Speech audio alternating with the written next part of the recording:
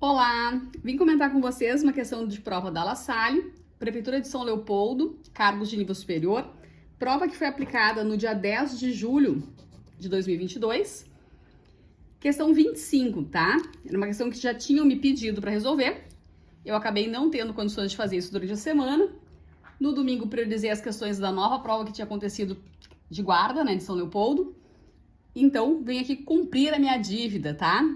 Então, questão 25, quem pediu, vai ter agora o comentário dessa questão.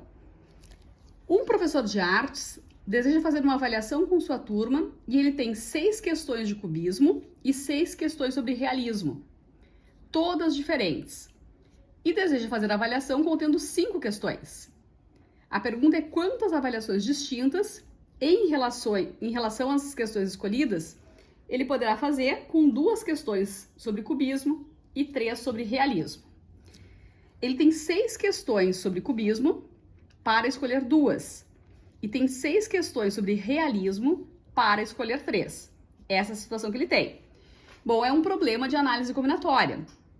Mas antes de sair simplesmente multiplicando, que seria o princípio fundamental da contagem, o princípio multiplicativo, tem um aspecto muito importante aí para a gente considerar, que é a questão da ordem. Eu pergunto, a ordem dessas questões que ele vai escolher faz diferença? Muda o conjunto de prova que ele vai formar? Por exemplo, digamos que ele tem 6 questões aqui de cubismo, tá? Por exemplo, vou chamar aqui de cubismo 1, outra questão é cubismo 2, cubismo 3, cubismo 4, cubismo 5, cubismo 6, tá? Tem 6 questões sobre cubismo, tá? Daí a pergunta é, se ele escolhe as questões 1 e 2 de cubismo, é diferente de escolher as questões 2 e 1? Não é. Não é. É a mesma dupla de questões. Trocar a ordem dessas questões na prova, simplesmente trocar a ordem das questões, não vai formar uma avaliação diferente. Mesma coisa em relação ao de realismo. Ele tem 6 questões de realismo. Realismo 1, realismo 2, realismo 3, realismo 4, realismo 5 e realismo 6. E ele vai escolher 3 questões. Se ele escolhe, por exemplo, as questões 1, 2 e 3, ele forma um certo conjunto de questões sobre realismo. Só que se ele escolher as questões 2, 3 e 1, não é um conjunto diferente. Simplesmente mudar a ordem das questões que ele escolhe não vai formar um conjunto diferente de questões, ou seja, não será uma avaliação diferente. O que eu estou querendo dizer? Por exemplo, ele formou uma prova que é cubismo 1, cubismo 2, realismo 1, realismo 2, realismo 3. É uma avaliação, tá? Pegou 2 questões sobre cubismo, pegou 3 questões sobre realismo, conforme o enunciado pede. Isto aqui é igual a ele escolher cubismo 2 primeiro, depois a cubismo 1, depois realismo 3, realismo 1, realismo 2. Tá? Não são diferentes. Quer dizer que a ordem das questões não faz diferença. E quando isso acontece, a gente tem um problema de combinação simples. Combinação simples, tá? Então, antes de sair aí multiplicando, a gente precisa interpretar, precisa entender a questão, que é uma questão de análise combinatória, sim, e trata de combinação, porque a ordem das questões não faz diferença. Bom, como é que eu calculo isso agora? Eu tenho 6 questões para escolher 2. Isto aqui é uma combinação de 6, 2 a 2. E eu tenho 6 questões de realismo para escolher 3. É uma combinação de 6, 3 a 3, tá?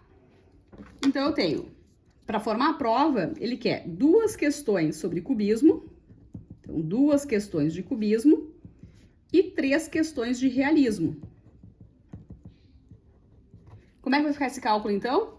Para escolher as 2 de cubismo, combinação de 6, 2 a 2. Para escolher as 3 de realismo, combinação de 6, 3 a 3. E este E é uma multiplicação, tá? Eu quero que a avaliação seja composta por 2 questões de cubismo e 3 de realismo. Por isso, multiplicação. Agora, resolver a combinação, a gente pode usar a fórmula da combinação, que eu já escrevo a fórmula se você quiser relembrar e usar a fórmula, ou a gente usa uma simplificação da fórmula, que funciona assim. A gente vai abrir o 6, 2 fatores, e no denominador a gente abre o 2, tá? Assim, ó, combinação de 6, 2 a 2.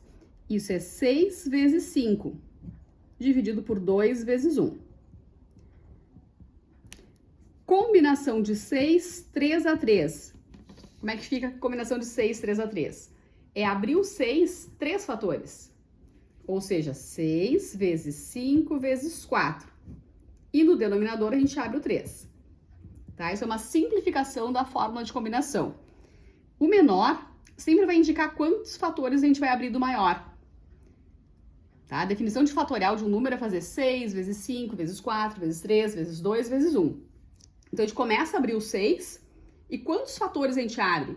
O número de vezes que esse aqui indica, tá? Por isso, 6 vezes 5 vezes 4.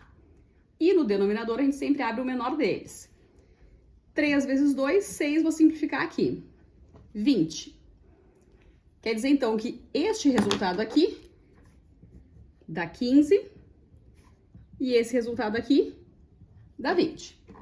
Portanto, 15 vezes 20. 300. Alternativa D de dado, letra D de Dani, é a correta nessa questão. Certo? D de dado, D de Dani, 300 é a resposta. Se você prefere a fórmula, vamos relembrar a fórmula da combinação, a combinação de NPAP. É N fatorial dividido por P fatorial, N menos P fatorial, tá? Fórmula da combinação simples.